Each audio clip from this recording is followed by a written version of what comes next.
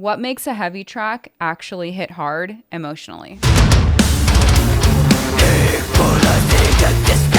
I'm Nicole from KALLIAS, guitarist, scream vocalist, and producer, and in this video, I'm going to be taking you guys inside the original Cubase session for our song Destructive Apathy that features Cheney Crab of Entheos and IanWaye of Surruption. I'll be walking you through what my writing and production process was section by section, showing you guys how I built certain parts to build tension, elevate certain emotions, and add impact. I'll be isolating tracks to show you guys the custom sounds that I created with my analog synth, what plugins I layered to get some cinematic sound design, and how I arranged vocals with drums for maximum impact. So let's get into it. All right, let's check out what's going on in this intro.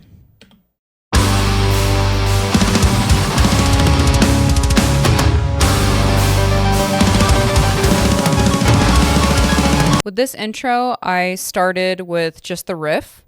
So let's listen to what's going on with the guitars.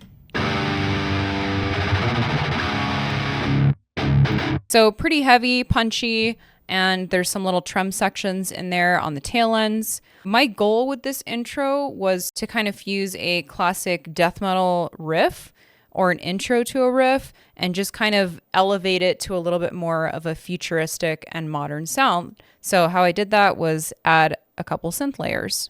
Let's just solo out the synth here so you can see what's going on. I do have two different tracks going on here. One of them is a pad, and these are just custom sounds that I made with my Prophet Rev 2, and I recorded the audio direct. So there's sort of like a panning effect going on here.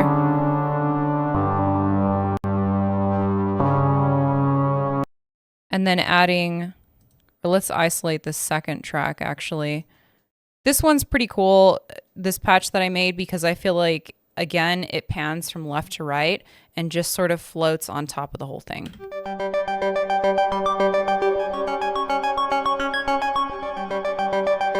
And then paired with the pad, just sort of adds to that vibe in the intro. And then let's listen to what I originally programmed on drums using Superior Drummer.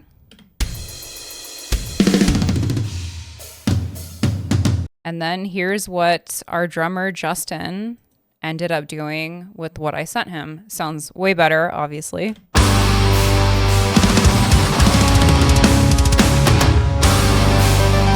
I will say I don't have an exact blueprint for how I want an entire song to sound. I typically just start with an intro, something that feels like it's going to take the song somewhere. But sometimes I will decide that I don't even want an intro, like I want it to just go straight into a riff. So with these punches and the kind of ring out for this first riff, it did feel like an intro to me. And then let's head into the first main riff.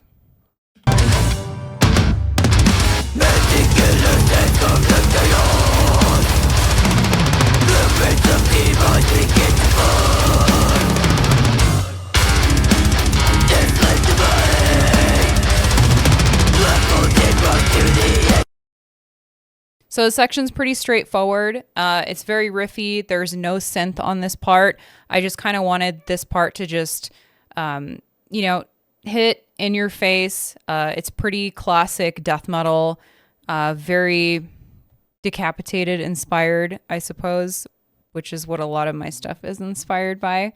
I do like how Justin accented all of the trems with fills, which is pretty cool.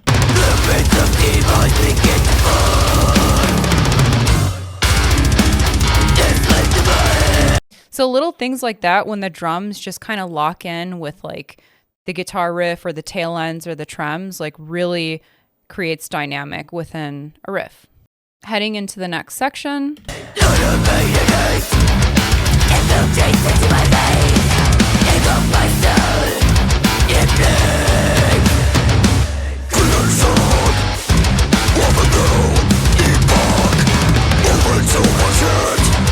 This next riff was pretty Surruption inspired, not gonna lie. And it's actually where Cheney makes her first appearance in the song. So it starts with me on vocals. And then Cheney's vocals come in right here. And let's check out the different dynamic between mine and Cheney's vocals. Engulf my soul in flames.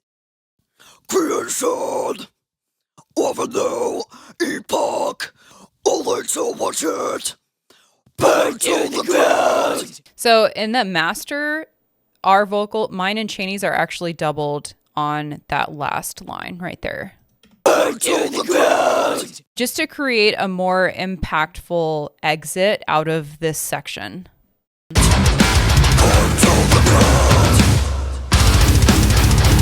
One more thing I will say about this section is that it's actually pretty tough to play on guitar and do vocals at the same time.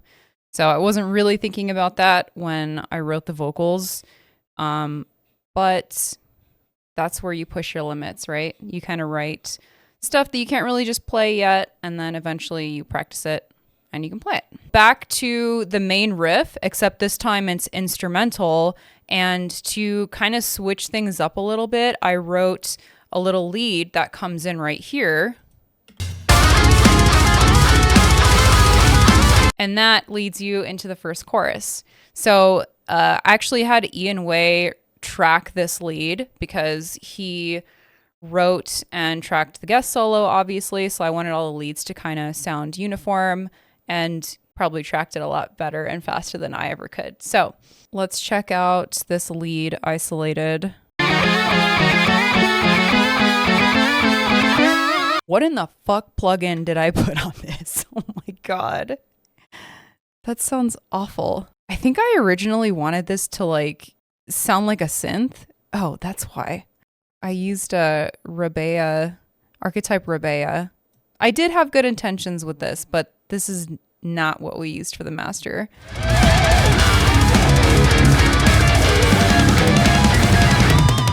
First chorus.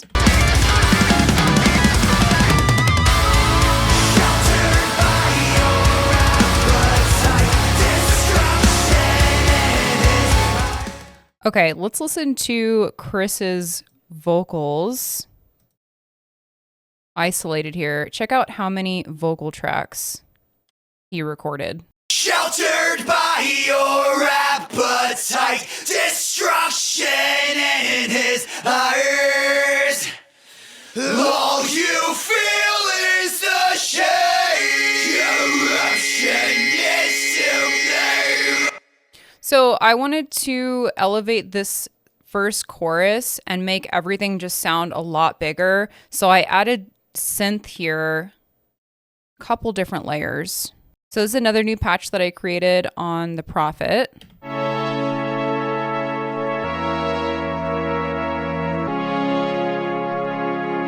Just a really warm sounding pad. And then I paired that with Serum.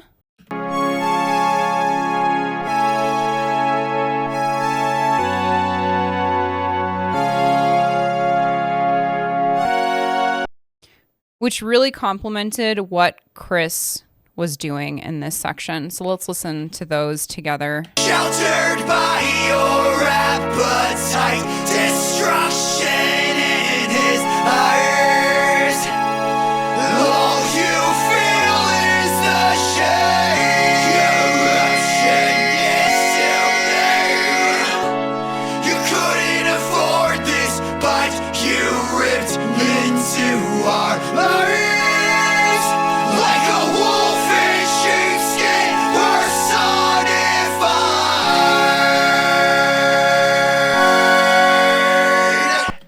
Cool.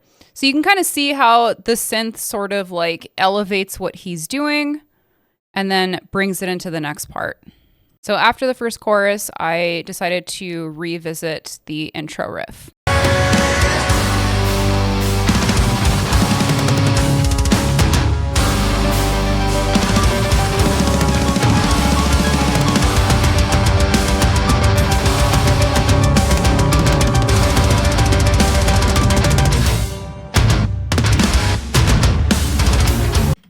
So I decided to revisit the intro riff as sort of a transition into the breakdown or the heavier section, whatever you want to call it.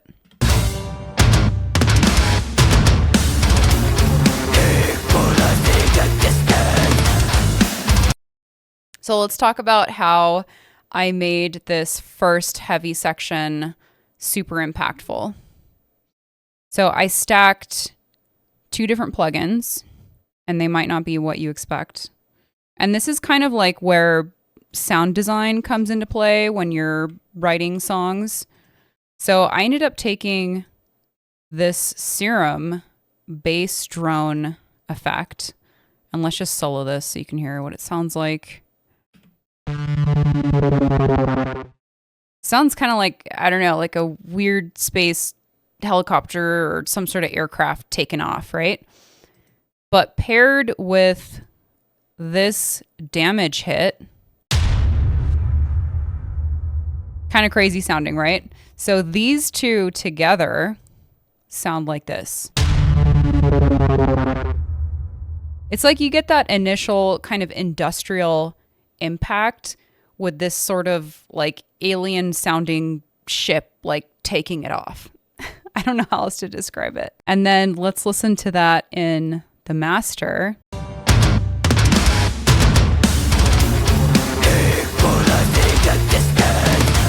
So it's there, obviously a little bit more subtle, but it just sort of helps kind of make that section just hit harder. And then coming in with the vocals here, I decided to kind of enter not right when the initial hit starts.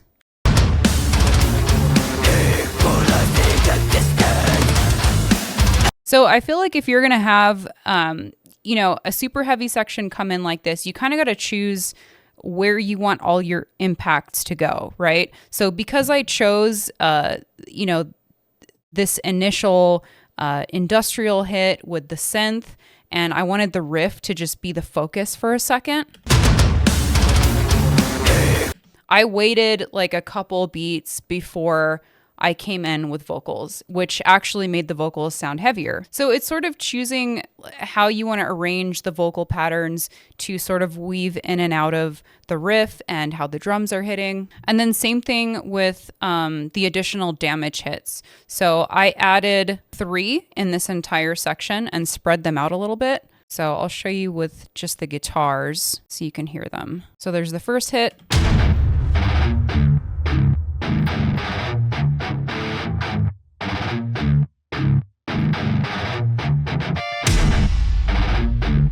Second hit.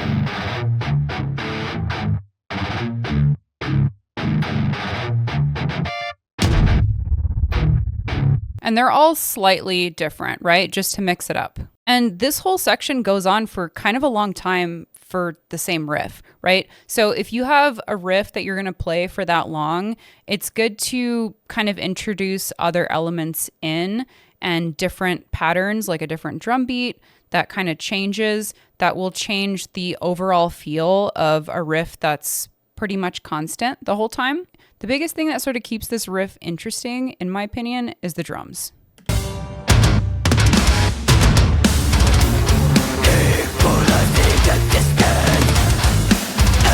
So first drum beat.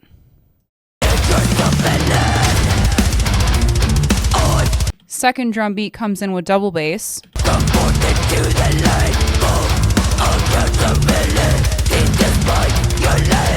So third right here changes the whole feel of this riff.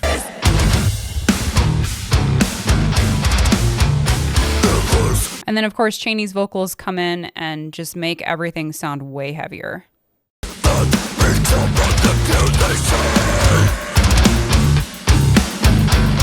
Okay, going into one of my favorite parts of the song. This section was very Necrophagist inspired, so I wanted to do kind of like a slow, groovy style riff.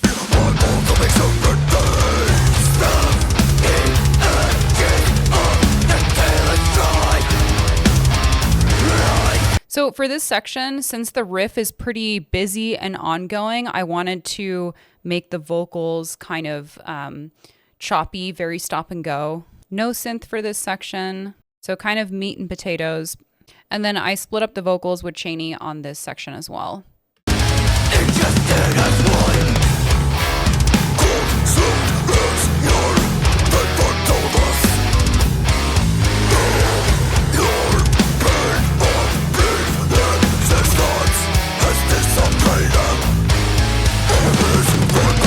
Also not really the easiest thing to play and sing at the same time. So this took a lot of practice on my end to get this up to speed.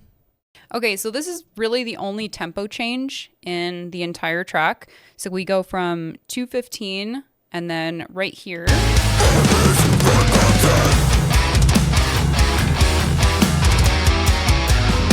The tempo actually changes to 143 for, I guess, more of a triplet feel, but the riff speeds up.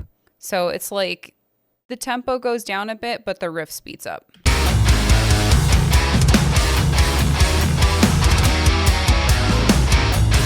And then the drums have a different feel too, which kind of like keeps things interesting during this whole section. And then we have this little diminished run that takes us into the short bridge section.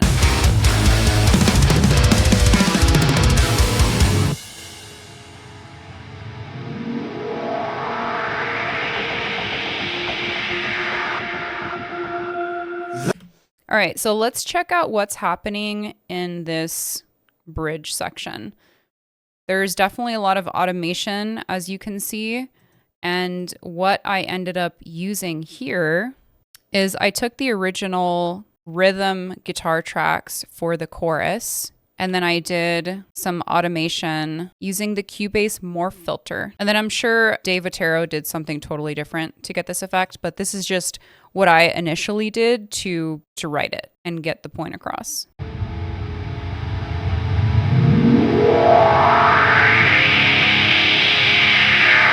And then the atmosphere you're hearing during this bridge is with a plugin called Ashlight, which this thing is so cool. I'm going to show you what this sounds like isolated.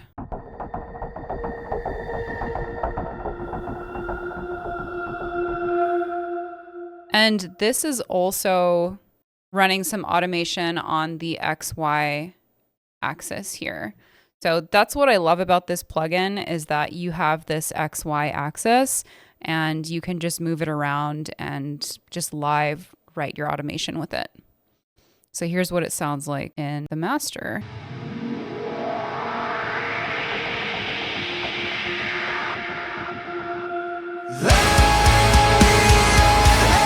So just kind of having the song just like go down for a second really is what kind of brings up that final chorus, and really what differentiates, you know, having a second or a third chorus in your song. It's like you don't want to just copy and paste that chorus. Like there has to be some sort of either build up or a different kind of entry into it. And in our case, you know, I think this bridge sort of kind of grounds you for a second during this section, so that the chorus is a lot more impactful when it comes in.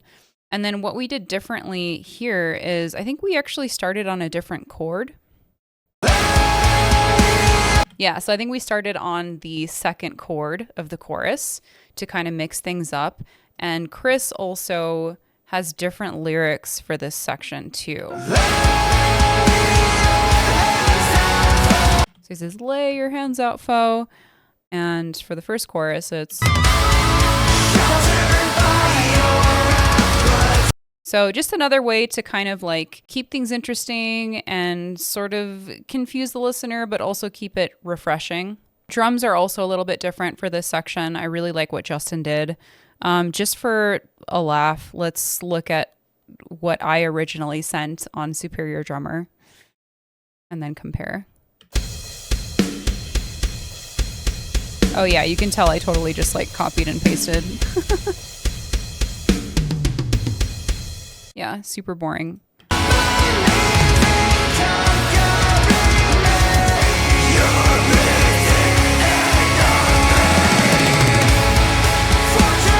Yeah, he added like so many different fills and just punches, and I just love what he did. It's always funny when guitar players try to program drums. I don't know if I'm like getting better at it, But it's good to learn these things if, say, guitar is your main instrument, just so that like when you're writing by yourself, in my case, which I do a lot because my band lives on the other side of the country, I just kind of learned how to write with all these other elements and put them together to where it makes sense.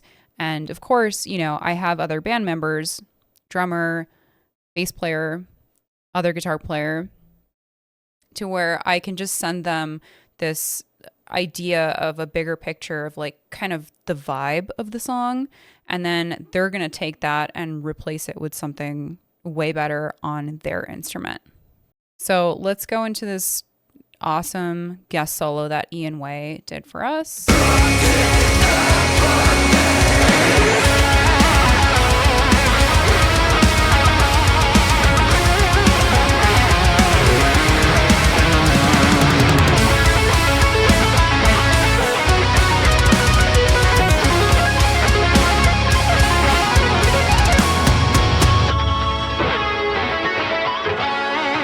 I mean, what can I say about Ian's solo? It's just everything and more than what I even expected. I believe my ask was something that was just kind of had like a big arena vibe to it because the end of the song is just so uplifting. So I wanted the solo to sort of reflect that as well. And then I did have this idea to have the band cut out, but the synth kind of leak over and the solo leak over. So this is the result of that.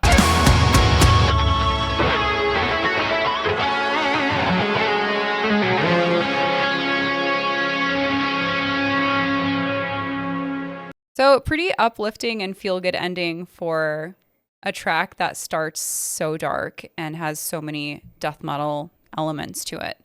But that's sort of the dynamic that I like to keep with KALLIAS, right?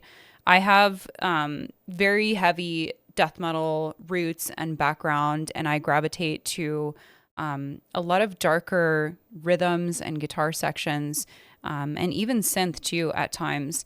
But I feel like, you know, with people like Chris in the band, our bassist and singer, he just sort of brings us back into the light for a minute and makes everything sound so much more melodic. And a lot of the time, his vocals will inspire me to write kind of brighter sections to complement that. I feel like with all my demonic vocals, Chris is sort of like praying for me on all these choruses.